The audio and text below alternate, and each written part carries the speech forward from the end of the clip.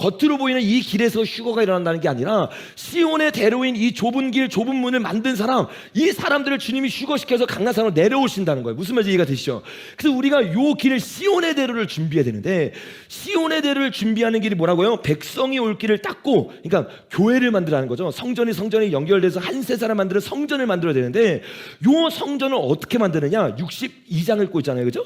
61장이 말을 합니다. 자, 62장 먼저 보면 성문을 다 만들어요, 그죠? 성전을 다 만들어서 12절에 보니까 사람들이 너를 그럼 무슨 백성이래요? 거룩한 백성이 갈 길을 만드는 거예요. 그 길이 만들어지고 나면 63절에 에돔에서 누가 와요? 에돔에서 오는 이가 누구예요? 예수님이란 말이에요. 그래서 64절에 원하건대 주는, 64장 1절에 보니까 원하건대 주는 하늘을 가르시고 뭐 한대요? 강림하신다. 그러니까 예수님이 강림하기 직전에 어떤 일을 하냐? 시온의 대로가 완성이 되는 거야. 그 시온의 대로가 새 노래고 그게 신부가 완성되는 거란 말이에요.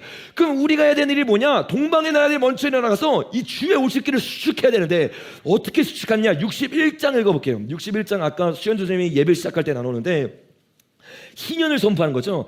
희년을 선포하면서 2절을 보니까 은혜에, 이게 초림이에요. 우리의 하나님의 뭐래요? 보복의 날, 이게 마지막 때란 말이에요. 마지막 때 하나님의 나라를 선포하기 시작하면서 3절에 시온에 슬퍼하는 자에게 화관을 줘서 위로하기 시작하면서 한 세상을 만들어요.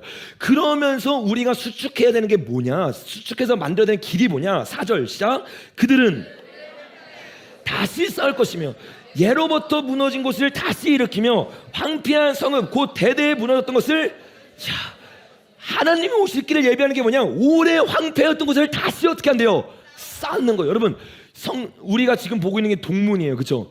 근데 지금 우리가 이스라엘 가면 뭐만 볼 수 있어요? 동문만 볼 수 있어요. 왜? 나머지는 다 무너졌어요. 오래 황폐했던 거를 다시 재건하는 게 주의 오실 길을 예비하는 거예요.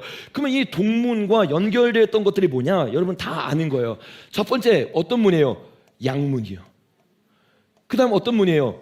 어문이에요. 제자가 되는 거죠. 그 다음 어떤 문이에요? 옛문. 이게 누가 만들었던 문이에요? 느헤미야가 만들었던 문이에요. 성문. 이 성벽이 다 무너져서 지금 뭐만 남은 거예요? 동문만 남아있어. 근데 주님이 뭐라고 하냐? 나의 오실 길을 예비하기 위해서 너희가 해야 되는 일이 뭐냐? 양문 뭐예요? 영혼들을 만들고, 어부 뭐예요? 제자를 만들어서, 옛문 뭐예요? 예수님이 따라가는 그 길을 따라가는 신앙을 회복하는 거예요. 그래서 옛문 다음에 어떤 문이냐? 골짜기 문. 이 골짜기에서 누가 고통을 당했어요, 여러분?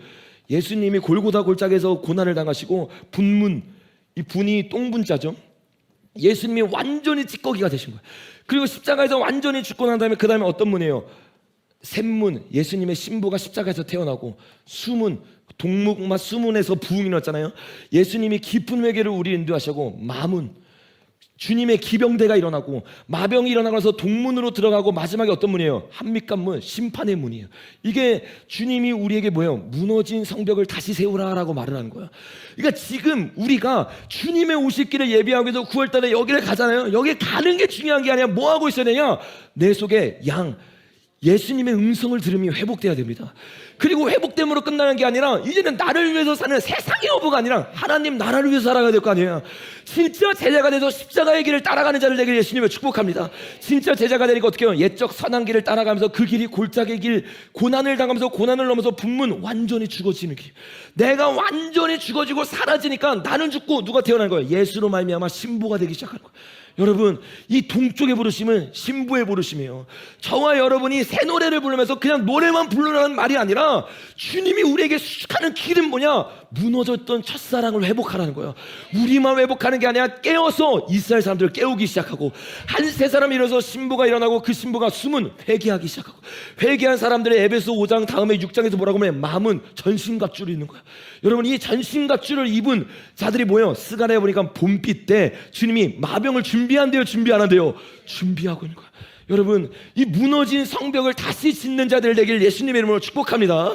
그러니까 이것이 주님이 말하고 있는 우리가 만들어야 되는 길이란 말이에요. 그리고 이 길이 완성되잖아요. 그러면 어떤 일이 일어나냐? 자, 우리 지금 이사야서 피고 있죠. 이사야 35장 한번 볼게요. 우리 찬양팀 나와주세요. 이사야 35장을 가니까 지금 나눈 이 길을 더 자세하게 보여줍니다. 8절 시작. 거기에 깨끗하지 못한 자는 지나가지 못하겠고 오직 구속함을 입은 자를 위하여 있게 될 것이라.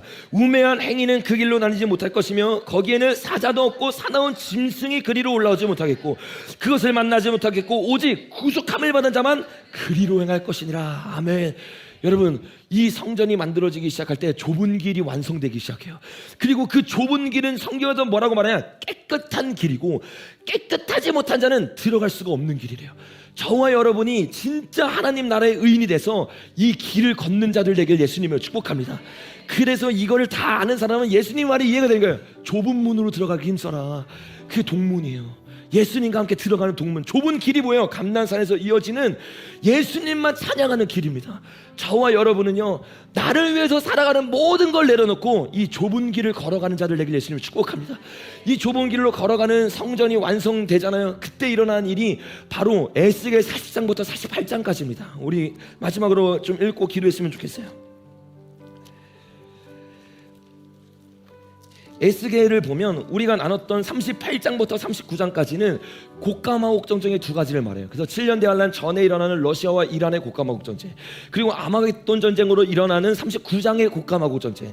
이 전쟁이 끝나고 난 이후에는 7년 대환란이 끝나기 때문에 천년 왕국에 대한 이야기로 들어갑니다. 그래서 40장부터는 천년 왕국에 세워지는 성전에 대한 이야기를 하는 거예요. 근데 이 이야기가 굉장히 중요한데 40장부터 42장까지의 내용이 이 성전이 어떻게 세워지고 회복되었냐를 보여주는 거예요. 그러니까 이 성전이 회복되니까 어떤 일이 일어나냐? 43절에 회복된 성전 가운데 주님 이렇게 말해요. 그 후에 40장 1절, 그 후에 그가 나를 데리고 문에 이르니 곧 어디를 향했어요? 동쪽 문으로 향했어요. 이스라엘 하나님의 영광이 동쪽에서부터 오는데 하나님의 음성이 많은 물소리 같고 땅은 그 영광으로 말미암아 빛나니 그 모양이 내가 본 환상 곧 전에 성읍을 멸하러 올 때 보던 환상 같고 그발 강가에서 보던 환상과도 같기로 내가 곧 얼굴을 땅에 대고 엎드렸더니 여호와의 영광이 동문을 통하여 성전에 들어가고, 이게 예수님의 재림을 보여주는 거야. 예수님이 언제 떠났어요? 에스겔 8장에서 성전이 온갖 죄를 짓고 더러운 가운데 무너지기 시작하고 황폐해지기 시작해. 그래서 주님이 그룹들을 통해서 동문으로 영광이 떠나갑니다. 근데 그 떠나갔던 영광이 7년 대환란이 다 끝나고 나서 40장이 되니까 신부들이 준비가 돼서, 신부 자체가 성전이고 다윗의 장막이잖아요. 그 장막이 만들어지니까 주님이 그 신부를 구하려고 영으로 어디에 들어와요? 한용군식 이런 그게 천하보다 귀한데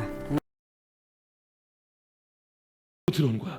그리고 성전 안에 들어와서 이 성전 가운데 임재가 차기 시작하니까 47장에 어떤 일이 일어나니까 여러분, 영광이 가득 차기 시작하니까 동문에서 물이 흐르기 시작해요. 근데 이 물이 어디까지 흘러가요 여러분? 사해까지 흘러가요. 근데 원래 못 흘러가요. 왜? 골짜기를 지나는데 뭐가 버티고 있어요? 감난산이 버티고 있어요. 그런데 스가랴 14장을 보니까 예수님이 재림할 때 감난산이 어떻게 된대요? 둘로 쪼개져서 골짜기를 만든대요. 그래서 물이 흘러가지고 어디까지 가는 거예요? 사해까지 가서 사해를 살리는 거예요. 예수님이 재림하면 죽었던 모든 것들이 살아나기 시작합니다. 이 일은 7년 대환란이 끝나고 예수님의 재림 때 일어날 거예요. 그런데 우리 개인의 삶에서는 오늘 일어나야 되는 일이에요. 왜 그러느냐? 이 성전이 만들어진다는 건 뭘 말하는 거예요? 개인이, 죽었던 자들이 재림이랑 똑같은 게 뭐예요? 성령님이 임함으로 말미암아 내 속에 생수가 터져 나와서 죽어있던 곳 가운데 하나님이 흘러가기 시작하는 거예요. 원래는 산이 막고 있어서 안 되는데 스룹바벨아 라고 말하면서 평지가 되라고 말하잖아요. 그 산이 어떻게 돼요? 성령님의 임재 가운데 무너지기 시작하면서 생수의 강이 죽어있던 우리를 살리기 시작하는 거예요. 그리고 그들이 살아나서 개인의 성전이 연결되어져서 완성이 됐을 때 7년 대할 때 주님이 그들을 휴거시켜서 강남산으로 같이 내려오시는 겁니다. 여러분, 그러니까 저와 여러분이 이 마지막 때 동문에서 예배드리는 자가 된다. 이 말은 무슨 말이냐? 주의 오십기를 예비하는 십자가의 길을 걸어가는 자가 되겠다는 거예요. 여러분, 정말 저와 여러분이 오늘 그 결단 가운데 내가 죽고 예수로 살기로 기도하기 시작할 때 하늘의 문이 열리고 지성수가 오늘 회복되게 될 줄로 믿습니다. 그래서 이 시간에 다 같이 일어나서 정말 지성수 회복을 원하는 사람들 이 앞자리로 나오십시오. 오늘 주님이 영으로 에스겔을 동문으로 인도했던 것처럼 저와 여러분의 영을 우리 마음 깊은 곳에 지성소로 인도하게 될 줄로 믿습니다. 그리고 그곳에서 에스겔이 그랬던 것처럼 주님, 진짜 회개하여 돌이켜 내가 입고 있던 모든 신앙의 것을 벗게 하여 주시옵소서. 주님만을 따르며 주님만을 예배하게 하여 주시옵소서. 이렇게 호산나 다윗의 소리를 예배하기를 원한다고 주여 제발 외치고 기도합니다.